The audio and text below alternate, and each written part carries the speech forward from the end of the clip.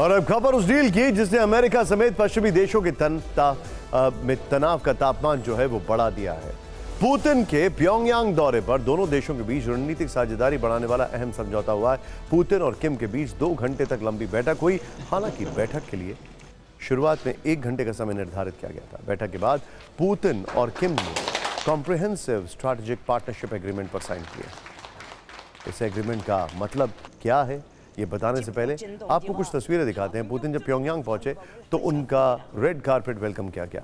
खुद Kim Jong उनके स्वागत के लिए एयरपोर्ट पहुंचे थे। कई चमचमाती गाड़ियों और बाइकों के बीच पुतिन किम का काफिला सड़कों से गुजरा। सड़क के दोनों तरफ स्वागत के लिए हजारों लोगों की भीड़ मौजूद थी। एक वीडियो ऐसा भी सामने आया जिसमें कार में बैठने को लेकर दोनों के बीच पहले आप वाला अंदाजा दिखाई दिया। ये देखिए आप जरा, पहले आप। किम जोंग ने मेहमान नवाजी दिखाते हुए पुतिन को पहले कार में बैठने के लिए, तो पुतिन ने किम को पहले बैठने का इशारा किया। हालांकि बाद में पुतिन पहले ही कार में बैठे। पुतिन किम की जो अंडरस्टैंडिंग है उसको देखकर कैसे पश्चिमी देशों की टेंशन बढ़ गई है, ये रिपोर्ट देखिए।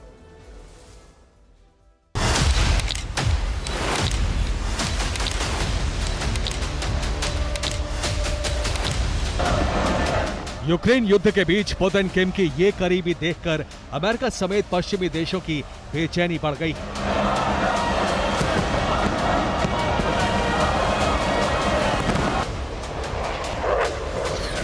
यूक्रेन युद्ध के बाद रूस और नॉर्थ कोरिया ने अमेरिका के खिलाफ एक नया गठजोड़ तैयार करने के इरादे से अपने रिश्तों को आगे बढ़ाया है।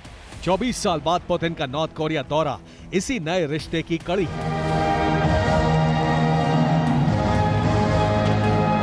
पुतिन के शानदार स्वागत के साथ दोनों ने एक दूसरे को तोहफे भी दिए हैं। CNN के मुताबिक रूसी राष्ट्रपति के सलाहकार यूरी उशकोव ने बताया कि पुतिन ने किम जोंग को नई ऑरस लग्जरी कार गिफ्ट की। पुतिन ने किम को टी सेट भी गिफ्ट किया है। किम की तरफ से पुतिन को भी गिफ्ट दिए गए हैं। पुतिन ने दूसरी बार किम को ऑरस कार दी है। इस स्वागत सत्कार और मेल जोल के बीच पुतिन किम ने अहम डील पर हस्ताक्षर किए हैं।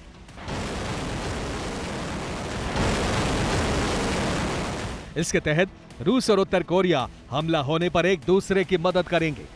किम ने पुतिन से पश्चिम के खिलाफ जंग में साथ रहने का वादा किया। पश्चिमी देशों की मनमानी का रूस नॉर्थ कोरिया मिलकर जवाब देंगे। रूस नॉर्थ कोरिया मिलकर अपनी संप्रभुता और गरिमा की रक्षा करेंगे। रूस नॉर्थ कोरिया ने नया फंडामेंटल डॉक्यूमेंट तैयार किया है जो दोनों देशों के रिश्ते का आधार तय करेगा। रूस नॉर्थ कोरिया के बीच हुआ ये नया समझौता 1961 और 2001 की संधि की जगह लेगा। बाकी उत्तर कोरिया यूक्रेन युद्ध में रूस को तोप, मिसाइल और सैन्य उपकरण दे रहा है। बदले में रूस सैन्य तकनीक और सहायता से प्योंगयांग के न्यूक्लियर प्रोग्राम को बढ़ाने में मदद कर रहा है। हालांकि खुले तौर पर कभी भी दोनों देशों ने इसे स्वीकार नहीं किया है। फिलहाल इस नए गठजोड़ ने सियोल से वॉशिंगटन तक तनाव बढ़ा दिया है। पुतिन ने यह भी उम्मीद जताई है कि किम से उनकी अगली मुलाकात मॉस्को में होगी, यानी उन्होंने अगली मुलाकात के लिए किम को मॉस्को आने का न्योता दिया है। न्यूज़वीक की रिपोर्ट के मुताबिक प्योंगयांग मॉस्को की हथियार और सैन्य उपकरणों से सहायता कर रहा है। हालांकि कभी भी उसने ये स्वीकार नहीं किया है। अब सवाल है कि बदले में रूस से उसे क्या मिल रहा है। इसमें रशियन एयरक्राफ्ट्स और सैन्य तकनीक तो शामिल है। इसके अलावा कुछ ऐसी चीजें भी शामिल हैं जो नॉर्थ कोरिया की पुतिन के दौरे से अलग तस्वीर पेश करती है।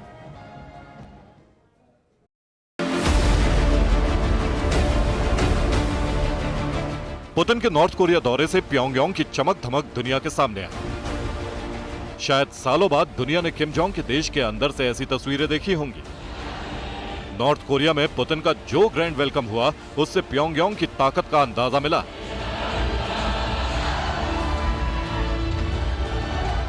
लेकिन क्या ये सब सिर्फ एक दिखावा है? कैमरे पर नॉर्थ कोरिया जैसा दिख रहा है, कैमरे के पीछे उसके हालात बिल्कुल उलट हैं। ये सवाल इसलिए क्योंकि न्यूज़वीक की रिपोर्ट के मुताबिक डील के तहत प्योंगयांग मॉस्को से कैश और अनाज की मांग कर सकता है।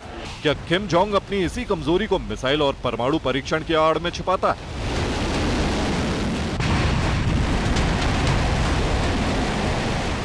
अल जजीरा की रिपोर्ट के मुताबिक 2023 से नॉर्थ कोरिया में खाद्यान्न का भारी संकट है। देश की बड़ी आबादी भुखमरी के कगार पर है। बीते सालों में कोरोना प्रतिबंधों और आर्थिक बैन के चलते उसकी हालत बिगड़ गई है। जिससे अनाज उत्पादन प्रभावित हुआ है। नॉर्थ कोरिया आज भी 1950 में बने कलेक्टिव एग्रीकल्चर सिस्टम से चलता है।